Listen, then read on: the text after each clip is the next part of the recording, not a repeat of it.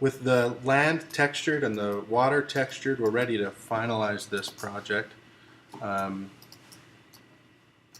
what we're going to do is we're going to give the water some waves. We're going to create a sky and some lighting, and we're going to place our temple where it goes. First of all, let's create that sky. To create this sky, we're going to create a cube, create polygon primitives cube. Right now it's just sitting in there middle of that thing. We're going to move it up out of the way. And this cube we're going to smooth 3 times. Mesh, smooth, mesh, smooth. Yeah, one more time. Mesh, smooth.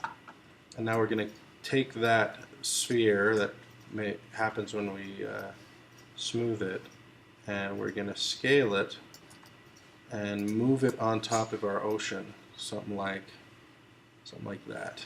And then in face mode, right click, hold face mode. I'm going to select the bottom half of that face, of those faces, getting it lined up so the half line is about straight across the screen. Select all the bottom faces and delete them. So basically I'm creating a skybox, but I don't like the layout of a sphere very much. A cube that's been smoothed is going to work a lot better. It's not perfectly round, but it's gosh darn close enough for our sky. For now, I'm actually going to put the sky under it, hit F on my keyboard, and we're going to look at this sky from the bottom real quick. As you can see, when I look at the sky from the top, these edges, because this is closer when it's adjusted for perspective, these edges start to overlap. But if I look at the sky from the bottom, you can see that I want to get a view where all of the edges and faces are roughly the same size. And if you notice, I can zoom in, and everything is just about the same size as I zoom in here from the bottom. Now if I do that and I hit, well, let me show you what the UVs are like now. If I hit Window, UV Texture Editor, you can see that this is how the UV is laid out, much like a cube is that's been smoothed. You can see all the different little squares inside of it. I don't want it laid out like that.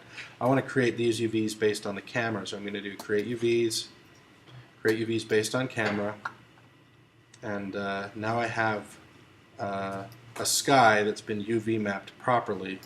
I'll go back to solid view by hitting 6. In object mode, I'm now going to move this sky into place. Now that I have a sky and a building and an island, when I want to click on something, like if I want to click on my island, it's very difficult because my sky is there. So I'm going to get the sky to be the right size, which is just going to be about like that. And then I'm going to create and put these things on layers. To do that, I'm going to use the channel box here and then click layers, create empty layer, and do that a few times. And one of these layers is going to be for the building. So I'm going to call this layer building. These layers are going to help me so that I can choose what I want to be able to select at any given moment. I can even make certain parts of this scene invisible while I'm working so they don't get in the way. We'll create one for sky, one for the ocean,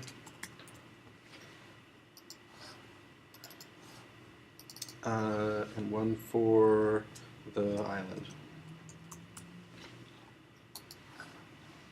Now I need to put the objects on the corresponding layer, so I'm going to grab my sky layer and right click on the layer here and hit add selected objects, and then I'm going to hit the V, which is going to make that layer invisible because the V is not checked anymore. Click on the ocean, right click, add selected objects, click on that V, select the building using that parent at the top, add selected objects, the island, add selected objects. There, now I have all the different pieces of my scene on different layers. Let's work on just the sky for now. To do that, we're going to open up Photoshop. And when we get Photoshop open, we are going to paint a sky on here, just using clouds and whatnot to create a nice scene. To start out, we're going to create our image. Let's open that file, new. We're going to have to create a new one. And we're going to have it in pixels, and we're going to have it be 1024 by 1024. And the name of this thing is going to be sky texture. And click OK. So now we end up with a square. With the paint bucket tool, we're going to use the gradient tool, and then we're going to choose this one right here. If we hover over that, it says radial gradient. That's one we want. And we're going to pick two different colors of blue. Our primary color of blue is going to be kind of a deep blue for a nice deep blue sky. And then the secondary color here is going to be basically that same color, but lighter. Kind of more fuzzed or grayed out. And I'm going to click OK. Now I'm going to click in the center of my sky and click outward. Now if you look at a sky, when you look straight up, because you're not looking through that much of the atmosphere, the sky is darker than if you look towards the horizon. And that's the effect we're creating here. We're building our sky so that the top of our sky is blue and it gets hazier as it gets towards the horizon. Now we can paint some clouds on here.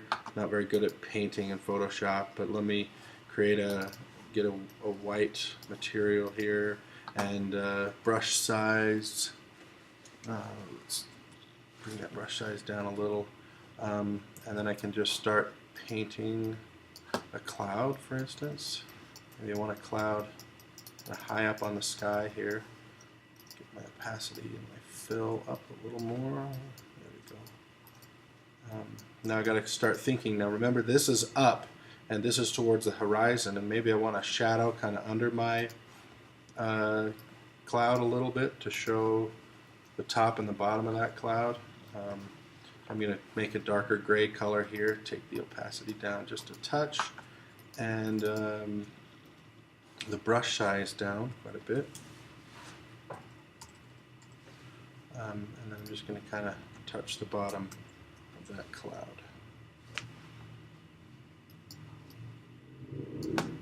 Just kind of put some darker spots maybe to give it some...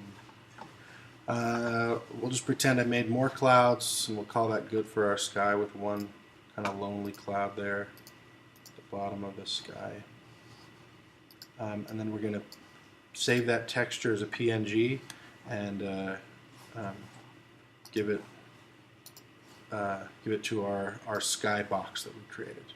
So File, Save As. We'll just save it to the desktop. Notice it's trying to do PSD. That can give you trouble when you're trying to render in Mental Ray. So you need to change it from a Photoshop to a PNG. Notice it changed the extension there. Sky texture, sure. And we're going to put it, oh, it's already saving it to source images. That's actually right where we want it. Let's save it as that. And that's fine. Now, back in Maya, we're going to right-click, Assign New Material. And we want this material to be a Lambert. We don't want any shininess to it. And this Lambert material, we want to have a color that is a file like the others. And this file is going to be those green mountains. And then under image name, we're going to choose our sky texture. And then it'll plop that sky texture on our building. Let's go back to it and get our ocean and our island visible again. Now I want to kind of start to see what this looks like on the inside. So if I'm on that island and I look up, you can see that cloud up there in the sky, and then you can see that it gets darker as we go up and then lighter towards the horizon,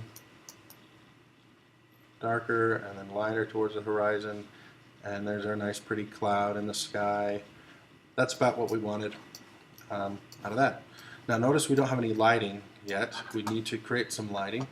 And we can kind of start thinking about our lighting where we want our sun to be. So I'm just going to create light, point light, options box, and let's say we're creating a light with the intensity of 1.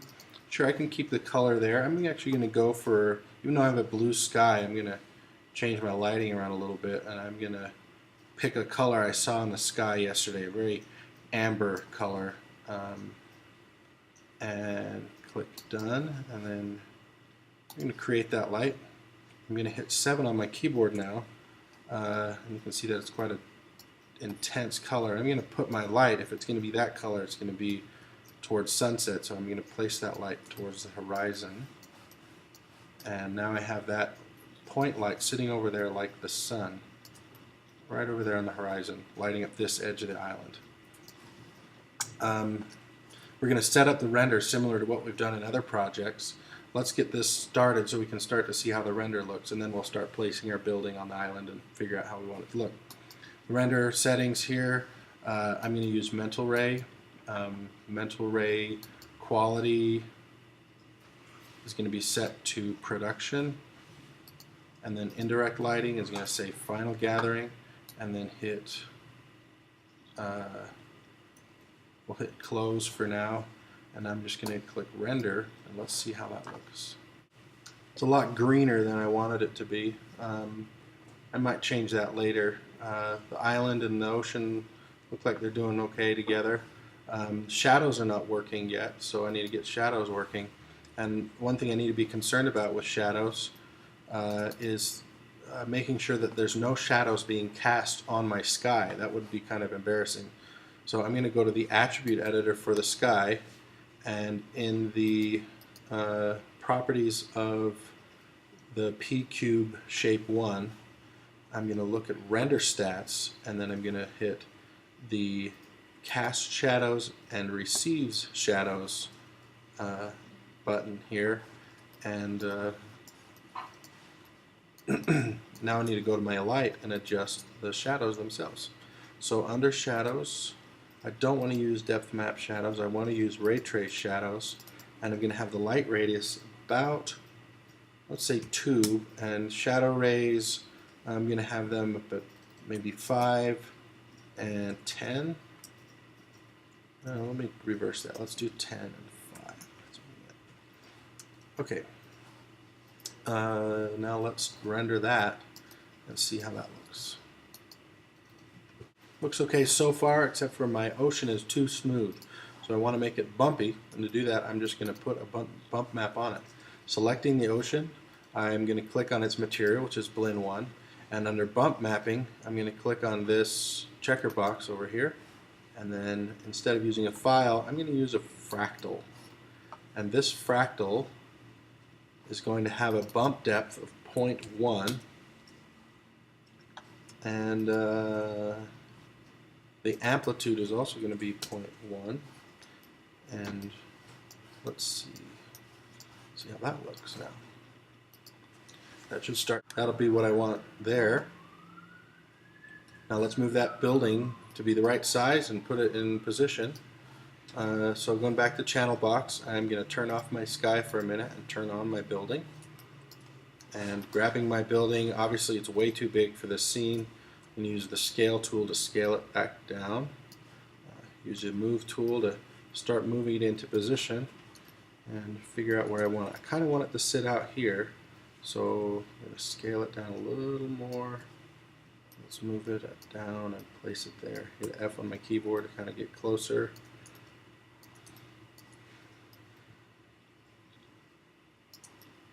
And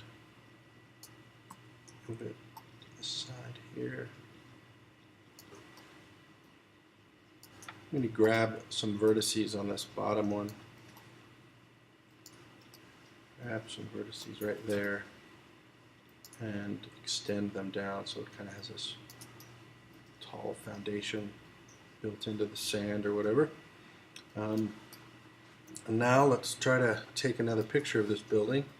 Got to turn that sky back on, and let's see how it looks.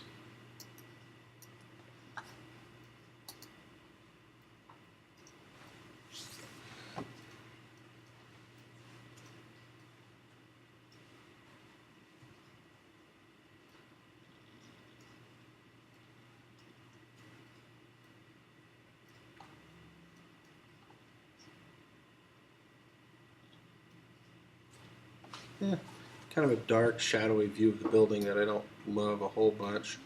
I can tweak that around. I want to try going back to a different color of light, back to the attribute editor.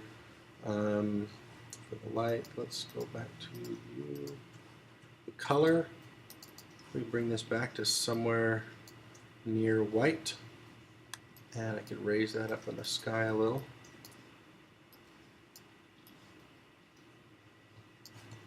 I'm going to want it to be pretty close to the skybox when I'm doing this.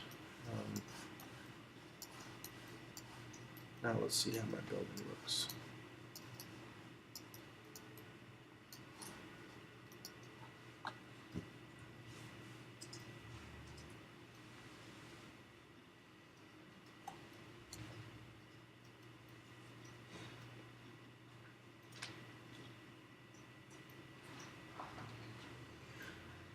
So I'm liking the view of the building, but I think everything else is dull and boring.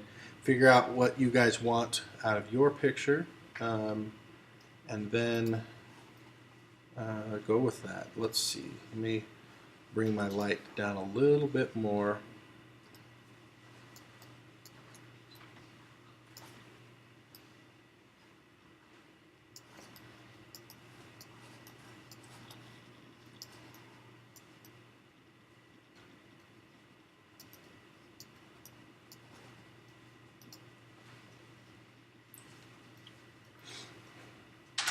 Oops, changed the color back on accident. Not quite what I wanted. Maybe I'll just tone it down a touch.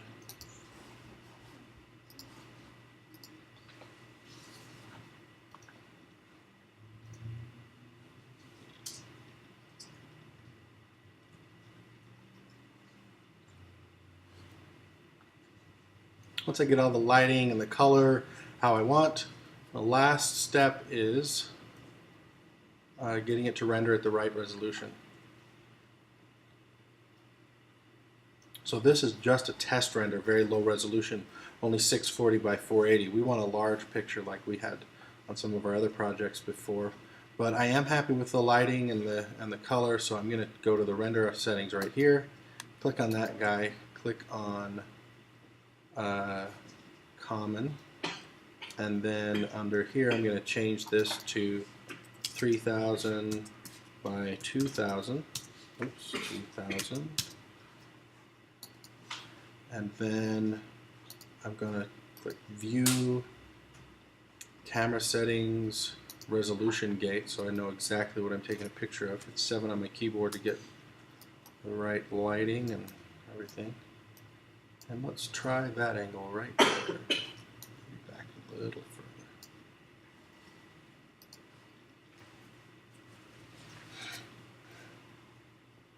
further. This will take a little while to render. Once it's done rendering, I can save that picture and turn it in, and I'm done.